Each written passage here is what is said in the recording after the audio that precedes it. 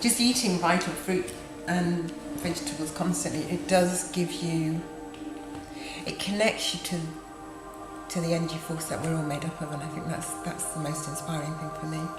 And so yeah, that does enhance things, because I never ever feel bloated anymore. I never ever feel overfull. I never have that come down of, you know, processed carbohydrates, any of that side of it. So I'm never battling, because I'm eating the most simplistic way. I do mono eat quite a lot. I think we didn't actually touch on that so much, but my body kind of assimilates it very, very quickly. So the digestive system is one of the biggest kind of like energy drains on your body, and because I kind of eat things that just get assimilated and processed very, very quickly. So could you just quickly say what mono eating is? It's basically not really, it's eating bananas, or I'll have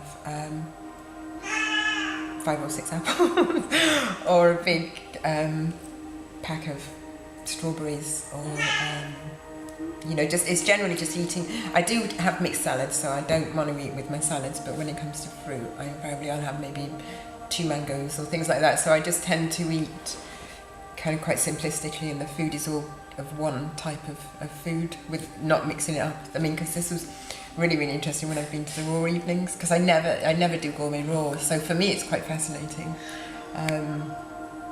I do feel kind of slightly, I don't know if it's because of the high fat content or whatever, that doesn't agree with me. So I do feel slightly kind of a little bit uncomfortable after I've done gourmet raw, but I think that's just my personal, the way that my body is. And I think the more simply you eat, and it's quite interesting because some of the other people there have said that that's what they end up doing. So it's quite weird that I came in right at the beginning and kind of full, and I didn't even know about mono eating until after I'd, you know, kind of talked to other people about it, and then they kind of like explained what it was. And it tends that there seems to be a progression that people transition, you know, kind of going from cooked to high raw to 100% raw. Gourmet raw is kind of a good transition, isn't it, for a lot of people? I don't think, do people actually eat like that constantly then, Jess, or would you say that it's kind of like it's kind of an introduction? I'm not quite sure, because I never went that route.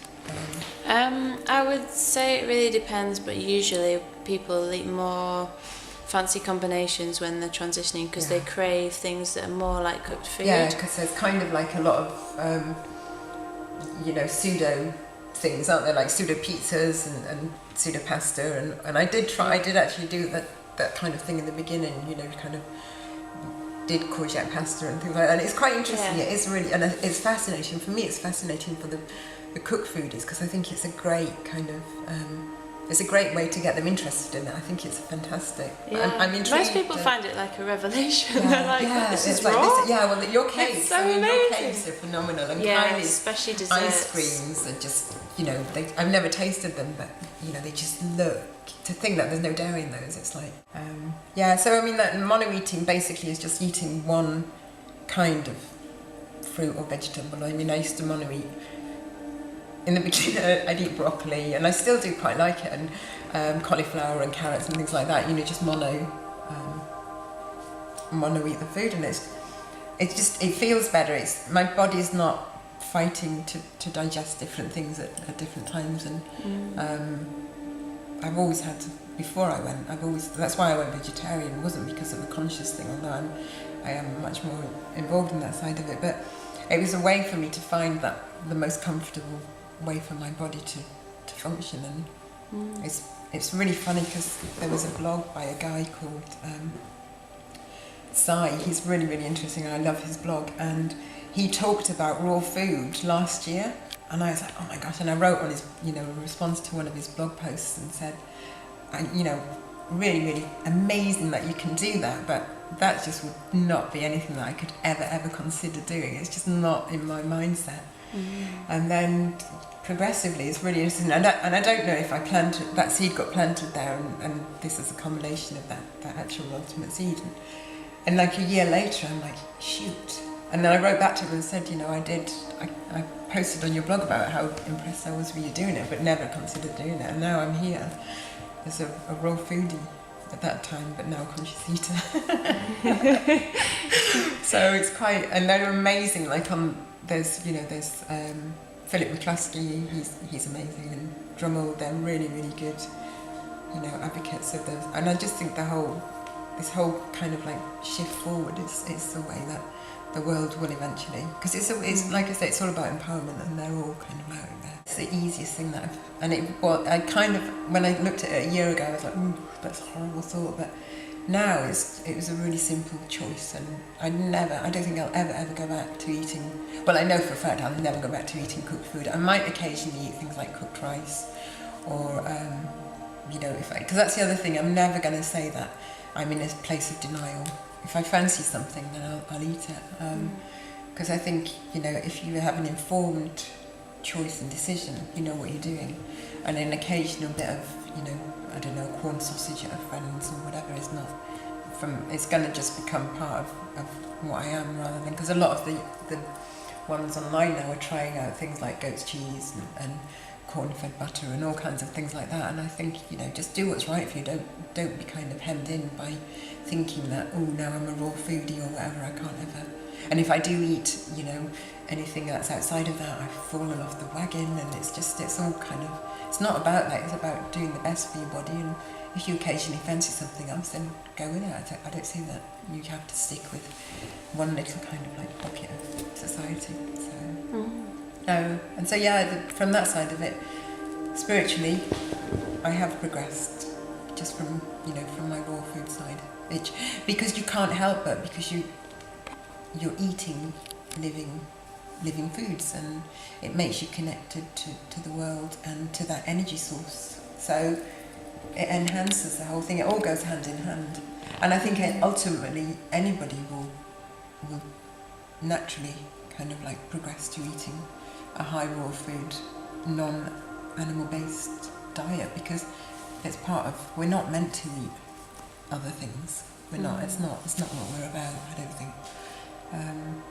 And so I think anybody who's kind of a real spiritually aware person will gently migrate to that side of things. It's just inevitable. And then the world will be what it's meant to be, and we were living in paradise and just being happy and positive beings, sharing love and light with everybody else, and there'll be no wars, there'll be no tragedy. There'll just be people living what they're meant to be, living their joy and being creative, and just being the energy sources of beauty that we're put on earth to be. Wow. So, yeah. Thank you so much, AImee. No problem, Jess. I love you so much. Wisdom to share. And you're such an absolute a wise soul in a young body. It's just beautiful to know you.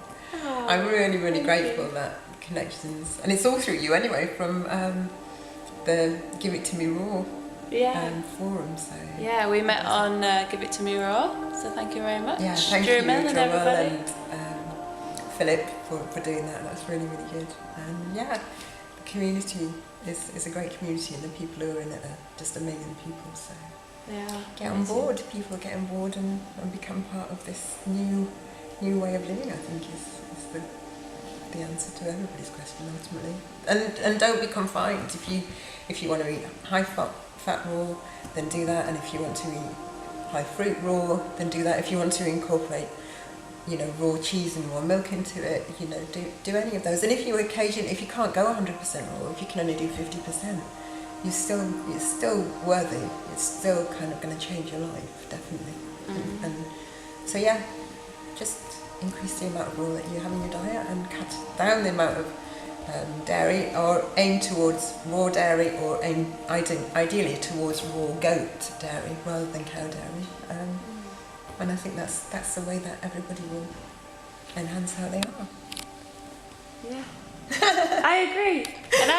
Super, yes. and I think most of the people at our raw potluck will agree. Okay. So, thank you very much. Thank you, sign off. Yeah. Great.